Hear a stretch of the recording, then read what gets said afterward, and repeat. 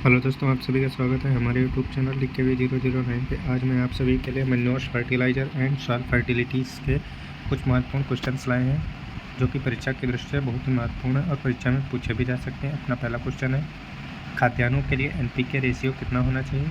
4:2:1। Serials crops में NPK का किस मात्रा में प्रयोग करना है? 4 भाग नाइट्रोजन होनी चाहिए, 2 भाग फास्फोरस, 1 भाग पोटास। दलहनों के लिए 2:1:1। जड़ वाली फसलों के लिए 2:1:1 प्रयोग करना चाहिए। एडको मेथड को सर्वप्रथम 1912 में इंग्लैंड में हर्चिसन एवं रिचार्ड ने दिया था। यह एक कंपोस्ट बनाने की विधि है।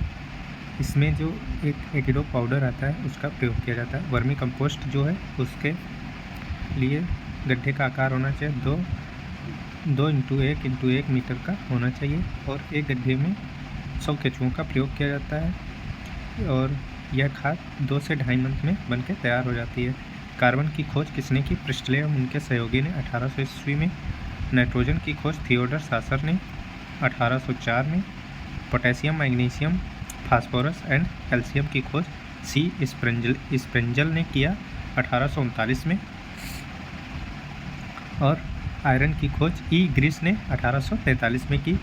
मोबिलिटी ऑफ प्लांट अचल मतलब इमोबाइल न्यूट्रिएंट है, कैल्शियम है, बोरान है। और लेस मोबाइल जो है वह sulphur, iron, manganese, chlorine, ammo.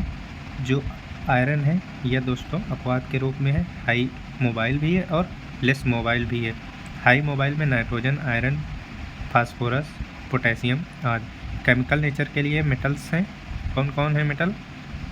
Potassium है, कैल्शियम है, मैग्नीशियम है, आयरन है, जिंक है, कॉपर है, मैग्नीज है। नॉन मेटल है oxygen, carbon, hydrogen, nitrogen, phosphorus, sulphur, chlorine. Cation के रूप में पोटेशियम, कैल्शियम, आयरन है और जिंक। जो कैल्शियम और जिंक हैं ये दोनों बहुत महत्वपूर्ण आयन्स हैं। और एनायन जो ऋणायन होते हैं उनका प्रयोग सॉइल में होता है। वह नाइट्रोजन, नाइट्रेट और मेटाफास्फेट, सल्फाइड। ऊर्जा विनिमय में ऑक्सीजन और ऊर्जा संग्रह में नाइट्रोजन भाग लेता है। कैल्शियम से CO प्राप्त करने का फैक्टर है 1:3 और मैग्नीशियम से मैग्नीशियम ऑक्साइड प्राप्त करने का फैक्टर है 1.66 होता है। कंपोजिशन ऑफ वर्मी कंपोस्ट में कौन कौन वर्मी कंपोस्ट में क्या क्या पाया जाता है? 1.6% nitrogen, 0.7% phosphorus, 0.8% potash, 0.5% calcium and 0.2% magnesium पाया जाता है।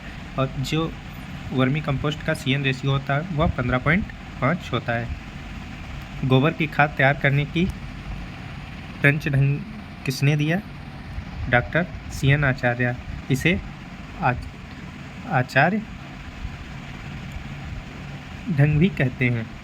और ट्रेंच का आकार कितना होना चाहिए? 6 से 8 × 1.5 × 1 मीटर होना चाहिए। मूंगफली की खली कहीं कहीं पे भी आपको 7.5 × 1.75 × 1.5 भी लिखा हुआ मिलेगा। आप इसे ऑप्शन के अकॉर्डिंग कर सकते हैं क्वेश्चन को। मूंगफली की खली में फास्फोरस की मात्रा 1.53 होती है। तिल की खली में नाइट्रोजन 6% होती है। नाडप कंपोस्ट के जनक ND पांधारी पांडे हैं। और गड्ढे का आकार जो है इसका कितना होता है? 3 से 3.5 × 2 मीटर × 1 मीटर लंबाई, चौड़ाई, ऊंचाई गड्ढे की होती है। गड्ढे का जो आकार होता है वह हनी कॉम्ब जैसा होता है। नोट, एरोबिक प्रोसेसिंग इसमें होती है और इसकी खाद जो है 3 से 4 महीने में बनकर तैयार हो जाती है।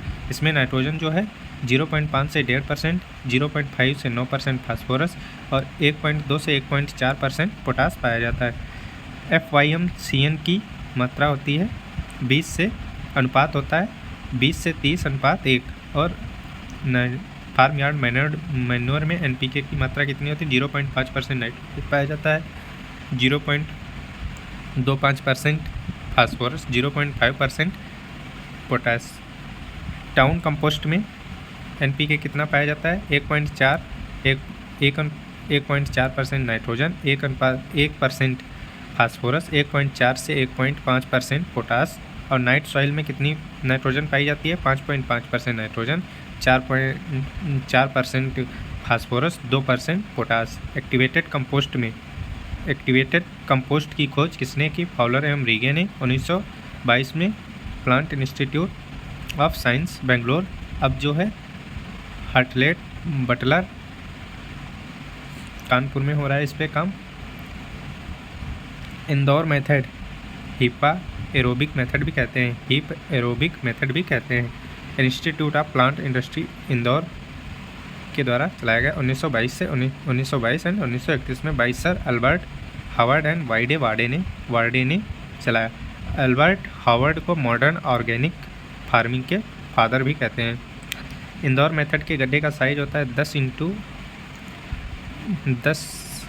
6 से 8 इंटू 2 से 3 फीट गहरा गड्ढा होता है भाई सर डॉक्टर लोकुश सर के अनुसार, और बुक में दिया है 30 इंटू 14 इंटू 2 फीट का 2 फीट के 33 गड्ढे खोदे जाते हैं और प्रत्येक गड्ढे की दूरी 12 फीट होती है। टर्निंग 3 बार इसमें टर्निंग की जाती है, कंपोस्ट की पलटाई 3 बार की जाती है और यह कंपोस्ट 4 से 5 महीने में बनकर तैयार हो जाती है। इसमें नाइट्रोजन 0.8%, फास्फोरस 0.3 से 0.5% और पोटास जो है 1.0 से 1.5% पाई जाती है। बंगलोर मेथड एनारोबिक प्रोसेस है।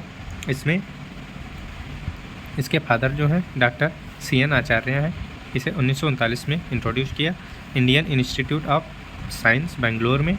इस गड्ढे का साइज जो है 9:1 इंटू 1:8 इंटू 0.9 मीटर और 6:1 इंटू 1:8 इंटू 0.9। इन दोनों में से आप यदि कोई एक ऑप्शन आता है तो आप लगा सकते हैं। इसके खाद में कौन कौन चीज़ पाई जाती है? 0.8% 0.8 से 1% नाइट्रोजन, 1% फास्फोरस, 1.5% पोटास पाया जाता है। यह 6 से 8 महीने में बनकर तैयार हो जाती है। ऑर्गेनिक मैन्योर किस भाषा का शब्द है? फ्रेंच भाषा का शब्द है। फ्रेंच भाषा के मैन्योर से बना है और मैन्योर शब्द जो है लैटिन भाषा के मैनू प्लस ऑपरेट से लिया गया है। हॉट मैन्योर मतलब हार्ट मैन्योर है, हॉर्स एंड हिप स्क्रीटा है और कोल्ड मैन्योर जो है पिग एंड कैटल स्क्रीटा कहलाता है। The fertilizer was declared as essential commodity in 1957 India में। Fertilizer control order came into force 1957 और फर्टिलाइजर मूवमेंट ऑर्डर कब चलाया गया? 1937 में चलाया गया। Father of field experiment JB बोस बिंगुलेट प्रिस्टले ने 1800 ईस्वी में पौधों की वृद्धि के लिए आवश्यक ऑक्सीजन को बताया। ऑक्सीजन को आवश्यक तत्व बताया।